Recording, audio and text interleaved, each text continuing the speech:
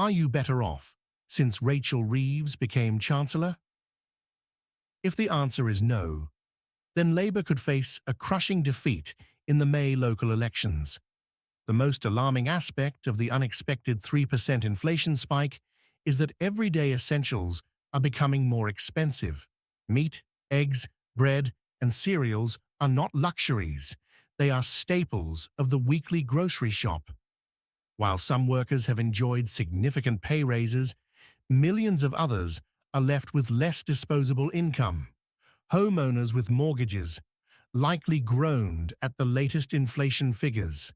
The Bank of England will be even more reluctant to cut interest rates if inflation remains well above the 2% target. And the worst may still be ahead. Inflation is expected to hit 3.7% this summer, with another surge in energy costs on the horizon.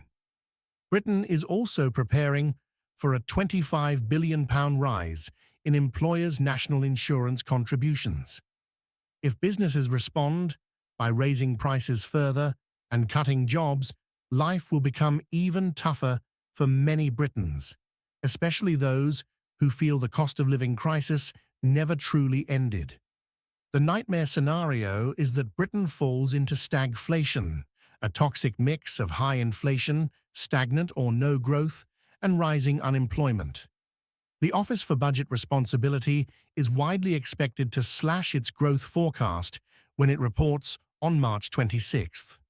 If the Chancellor is forced to start making cuts to public spending, the perception will grow that life under Labour has become even harsher. Already the public perceives Sir Keir Starmer as performing worse than every Prime Minister since Margaret Thatcher, except for Liz Truss, according to YouGov polls. Lady Thatcher understood the full dangers of inflation. In her 1980 party conference speech, she warned, "Inflation destroys nations and societies as surely as invading armies do. Inflation is the parent of unemployment. It is the unseen robber of those who have saved." Right now, Sir Keir must contend with both inflation at home and the threat of invading armies in Europe. He faces the daunting task of upgrading the armed forces at a time when there's barely enough funding to prevent public services from collapsing. This is why the success or failure of this government will depend on whether it can revive economic growth.